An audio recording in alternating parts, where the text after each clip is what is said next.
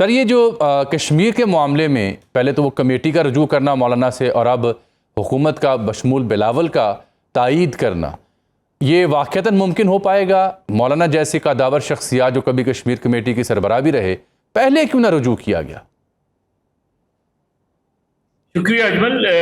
ہماری اصل میں ایک بہت بڑا مسئلہ یہ ہو گیا ہے، خاص طور پہ جب سے یہ الیکٹرانک میڈیا اور سوشل میڈیا کا عروج ہوا ہے، کہ ہم جس طرح کی گفتگو کرتے ہیں اور جس طرح کے الفاظ ادا کرتے ہیں ایک دوسرے کے متعلق، جی اس سے معاملہ سلجھنے کے بجائے اور الجھ جاتا ہے.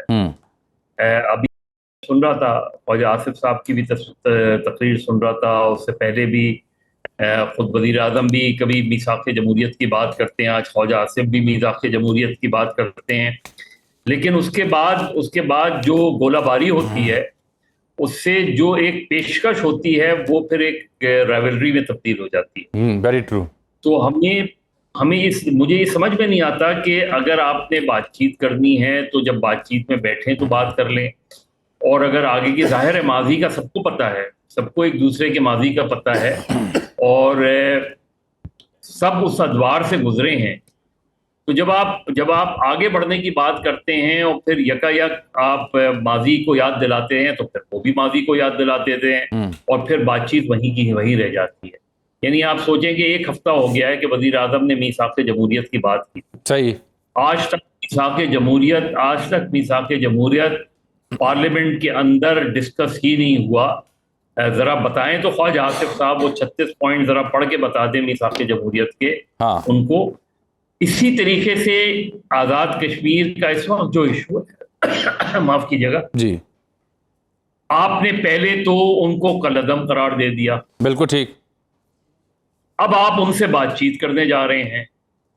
تو یہ جو جلد بازی میں فیصلے ہوتے ہیں کہ ایک پارٹی پر آپ نے پابندی لگا دی ہے اور اب اس سے بات چیت، اور اس میں مولانا فضل الرحمان، تو جو اگر آپ نے واقعی بات چیت کا آغاز کرنا ہے تو پہلے تو پابندی ہٹا دیں، بات چیت کر دیں. بات ناکام ہو جاتی ہے اور وہ اس طرح کی ایکٹیویٹی کرتے ہیں، تو پھر اور پابندی بھی آپ کسی جماعت کو کے لیے کرتے ہیں تو سوچ تو لیا کریں کہ پھر آگے آپ نے بڑھنا ہے یا پھر بس ان سے وہ ریڈ لائن ہو گئی. بالکل ٹھیک.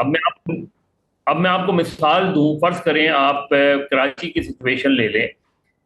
آج تک 22 اگست 2016 کے بعد سے ایم کیو ایم لندن کوئی اپنی ایکٹیویٹی نہیں کر سکتی. بالکل ٹھیک. حالانکہ قانونی اور آئینی لحاظ سے نہ وہ کالعدم ہے نہ ان پر پابندی ہے. تو ہمارے یہاں جو سچویشنز ڈیولپ ہوتی ہیں، وہ ہم اس کو ریزالو کرنے کے بجائے اور زیادہ پھیلا دیتے ہیں اور زیادہ کمپلیکیٹ کرتے ہیں. مجھے آزاد کشمیر کے ایشو میں ایگزیکٹلی یہی لگتا ہے کہ بجائے اس کے اب آخر انہی لوگوں سے آپ نے 2025 میں ایک ایگریمنٹ کیا تھا نا، اب اس ایگریمنٹ کو آپ پہلے امپلیمنٹ کرتے. میں یہ نہیں کہہ رہا کہ ان کی ساری ڈیمانڈز ہی جینوئن ہوں گی، صحیح ہوں گی، غلط ہوں گی، لیکن آپ نے 2025 سے آج ہم 2026 میں آ گئے ہیں، اس دوران اس کے بیچ میں کیا کیا چیزیں ہوئی ہیں. مظہر صاحب، اسی ساری صورتحال سے جڑا اب ایک پہلو یہ بن رہا ہے جو اویس صاحب کا تجزیہ ہے یا نیازی صاحب کا، خارجہ فرنٹ پہ بڑی کامیابی ملی، بلے بلے ہو رہی ہے، زبردست اکنالج ہو رہے ہیں، آپ سینٹر سٹیج پہ آ گئے ہیں.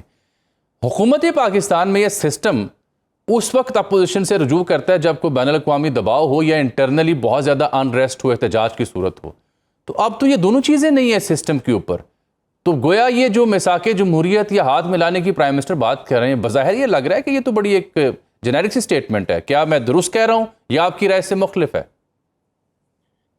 دیکھیے، ہمارے یہاں سب سے بڑا ایشو سویلین سپریمیسی کا رہا ہے، اور اس کے راہ میں ہمیشہ جب یہ ہائیبرڈ سسٹم نہیں تھا تو جب بھی کوئی سویلین پرائم منسٹر کوئی فیصلے کرتا تھا جس کا تعلق خارجہ امور سے ہوتا تھا تو اس میں رکاوٹیں ڈال دی جاتی.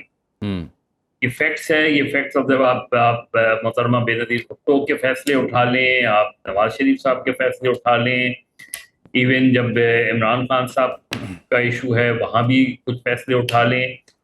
تو یہ جو ہائیبرڈ سسٹم کی طرف ہم گئے ہیں، اور ظاہر ہے اس میں کوئی شک نہیں ہے کہ پچھلا 1 سال ہمارے لیے بہت اچھا رہا. پچھلے 1 سال میں ہمیں بڑی کامیابی ملی. چاہے انڈیا کے ساتھ جنگ ہو یا موجودہ صورتحال، خاص طور پہ موجودہ صورتحال میں ہم ایک بڑے اسٹرانگ میڈیٹر کے طور پہ ابھرے ہیں. اس میں فیلڈ مارشل قاسم منیر صاحب کا بہت اہم کردار ہے.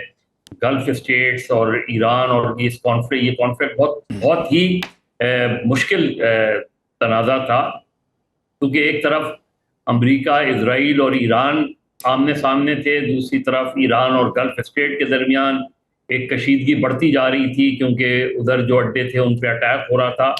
تو ایک بہت ہی مشکل صورتحال سے ہم نکلے ہیں، اس میں کوئی بھی دو رائے نہیں ہو سکتی. پاکستان بہت اسٹرانگلی ایمرج ہو کے آیا ہے، لیکن کیا اس کی وجہ سے میں ہائبرڈ سسٹم کو ڈیموکریٹک سسٹم، ہم یا تو اسے ڈیموکریٹک سسٹم کہنا چھوڑ دیں اور ایک آئینی ترمیم لا کے ہم آئین کو جو ہے وہ ایک نئے سسٹم کے طور پہ متعارف کروا دیں، ہائبرڈ سسٹم کے طور پہ. مثلاً وہ کیسے مظہر صاحب، یہ تو مجھے یاد پڑتا ہے جنرل باجوہ صاحب کے دور میں کچھ سیشنز وہ صحافیوں سے بڑا فریکوینٹ ملتے تھے، لمبا چوڑا. تب کچھ صحافی تھے آن ریکارڈ، وہ انہیں مشورہ دیا کرتے تھے کہ وہ 2 وزارتیں آپ آئین میں ترمیم کر کے رکھ لیں. آپ کا اشارہ اس جانب ہے؟ آپ کو پتہ ہے کہ جب یہ چارٹر آف ڈیموکریسی کا سب سے شروع کے جو 4-5 نقطے ان میں کیا ہے جی کہ ہم میں سے کوئی بھی جب برسر اقتدار آئے گا تو نیشنل سیکورٹی کونسل ہم ایبولش کر دیں گے.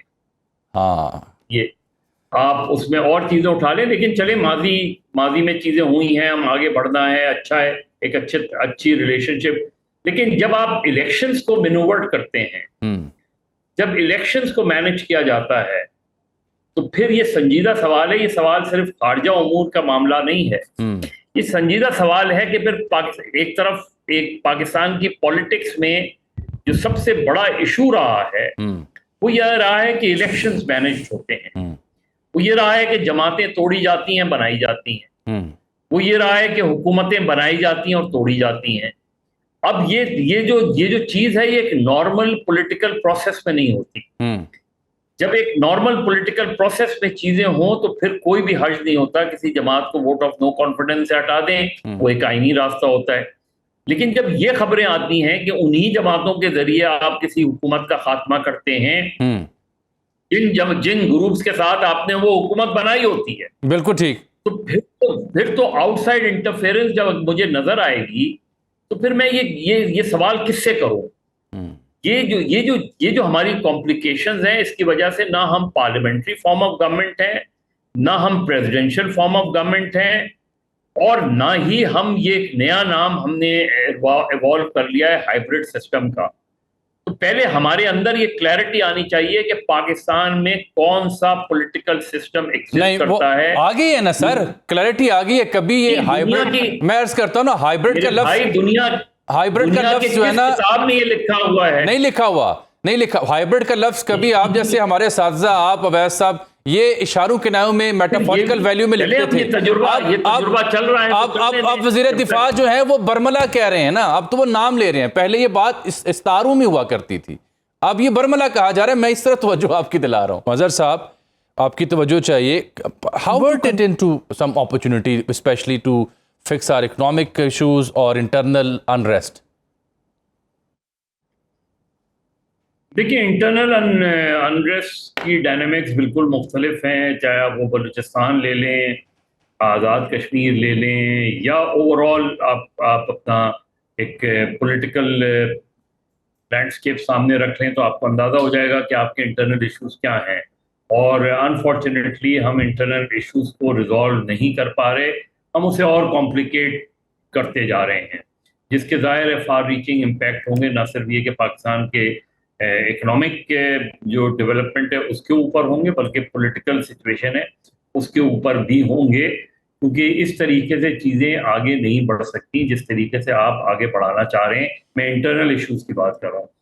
جہاں تک پاکستان یہ جو ایم او یو کا تعلق ہے، میں بہت سے لوگوں کو سن رہا تھا تھوڑا سا ایران کے حوالے سے، وہ کہ ایران کو اب جو ہے یہ ریئلائز ہونا چاہیے کہ پاکستان ہی ان کا اصل دوست ہے، اور اس سے پہلے ایران کا جھکاؤ جو بھارت کی طرف تھا. اب یہ ڈیبیٹ ایک ایسے ٹائم پہ چھیڑی جا رہی ہے جب ایران کے صدر یہاں موجود تھے، جی، اور ایون اس سے پہلے بھی یہ بات ہوئی اب ہم جو ریئلائز نہیں کرتے کہ جو ایران کا اپنا ایک ماضی ہے، پاکستان کا اپنا ایک ماضی ہے. جو پوسٹ ایرانین ریولوشن ایران ہے، وہ ایران مکمل طور پہ اینٹائی یو ایس ہے. اس کے آپ انٹرنل چلے جائیں، ادروائز چلے جائیں، وہ نظر آتا ہے. جبکہ ہم پوسٹ ایرانین ریولوشن پاکستان کو دیکھیں تو ہم ایک بہت اسٹرانگ امریکن الائی کے طور پہ ایمرج ہو کے آئے تھے افغانستان کی سچویشن کی وجہ سے. اور ہمیں جس طریقے سے ہم نے یہاں مجاہدین کی ایک کھیپ کھڑی کر دی، وہ ساری سچویشن آپ پاکستان اور افغانستان 80 کے بعد کا پاکستان، افغان اور ایران کو سامنے رکھ لیں تو آپ کو صورتحال سامنے بالکل واضح طور پہ نظر آ جائے گی کہ پاکستان کو اس وقت کس طرح دیکھا جا رہا تھا. کیونکہ پوسٹ ایرانین ریولوشن جو ایران تھا، اس میں امریکن ایمبیسی جو تھی تہران کی، وہ اس پورے ریجن کا CIA کا ہیڈ کوارٹر سمجھی جاتی تھی. جس کی ایک بڑی واضح مثال جب یہ اس ایمبیسی پر قبضہ ہوا تو اس کے اندر سے جو فائلیں برآمد ہوئیں، جو پیپرز برآمد ہوئے، ان کو پڑھ لیں، آپ کو اندازہ ہو جائے گا کہ وہ ایمبیسی کیا کام کر رہی تھی. تو یہ جو سچویشنز ہے اس کو ہمیں ضرور سامنے رکھنا چاہیے. لیکن یہ ایک ماضی ہے. پچھلے کچھ ادوار میں ہم نے دیکھا کہ چیزیں بہت مختلف آئیں. یعنی آپ ایران اور سعودی عرب کتنے قریب آئے، اور جس میں چائنا کا بڑا امپورٹنٹ رول تھا. پھر اسی طریقے سے آپ دیکھیں کہ آج ہم ایران سے زیادہ قریب ہوتے جا رہے ہیں اور افغانستان کی سچویشن بالکل ایک مختلف موڑ لے رہی ہے. جو کہ ہمیں یہ بھی سوچنا چاہیے کہ جن طالبان کو ہم نے جس انداز میں سپورٹ کیا، وہ ہماری غلطی تھی، ہماری مجبوری تھی، یا کیا تھا جس کی وجہ سے آج پاکستان کا جو انٹرنل کرائسس ہے، جو انٹرنل ٹیررزم ایکسٹریمزم کا تعلق ہے، اس کا بہت گہرا تعلق افغانستان سے ہے اس میں. اور اس وقت ہمارے پاس اس چیز کا کوئی جواب نہیں ہے کہ ہم افغانستان کی سچویشن کو کیسے ٹیکل کریں. کیونکہ جو تبدیلی آئی چند سال پہلے افغانستان میں اور طالبان کی واپس حکومت بنی، تو ہمارے یہاں تو اسے ویلکم کیا جا رہا تھا.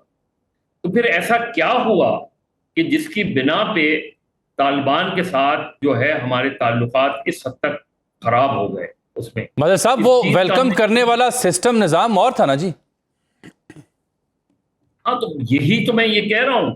ویلکم کرنے والے تو چائے کا کپ بھی لہرا رہے تھے نا کابل میں جا کے، چائے کا کپ کے ساتھ تصویریں بھی ویلکم کرنے والوں کی تھی، تو وہ بھی گلے پڑا نا. کہہ رہا ہوں کہ آپ یہ سوچیں نا کہ آپ پچھلے 20 25 30 سالوں میں اب آپ نے فاٹا کا مرجر تو کر دیا خیبر پختونخوا سے، لیکن جو فاٹا کے علاقوں سے وعدے کیے گئے تھے وہ تو آج تک پورے نہیں ہوئے.